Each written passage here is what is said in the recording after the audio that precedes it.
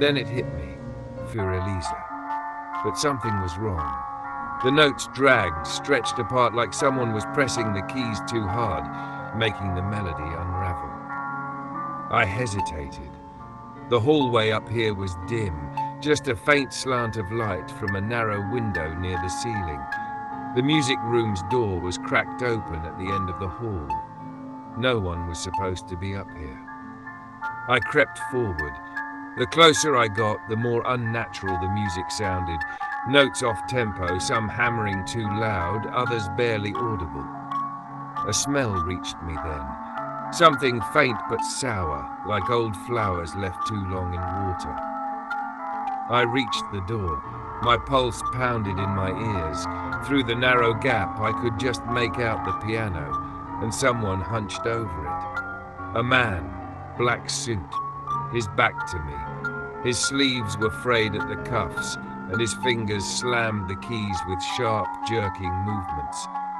His head, I couldn't see his head.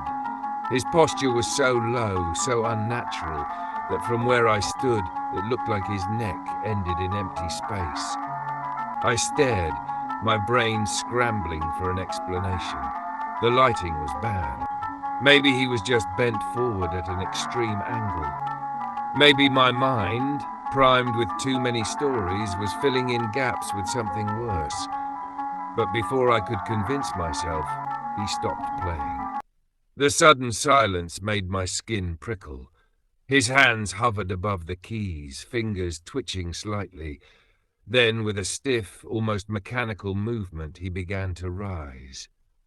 Something about the way he moved made my stomach twist. The slow, uneven way his shoulders straightened, the way his arms hung, tense and rigid. My breath hitched. I still couldn't see his head. Was it just the shadows? Was I just imagining? The piano let out a single, jarring note, a loud, broken sound. I ran. I barely made it down the stairs, my legs shaking so badly I almost collapsed. Behind me, the piano wasn't playing anymore, but I swore I heard something else, a low, dragging shuffle, like uneven footsteps following.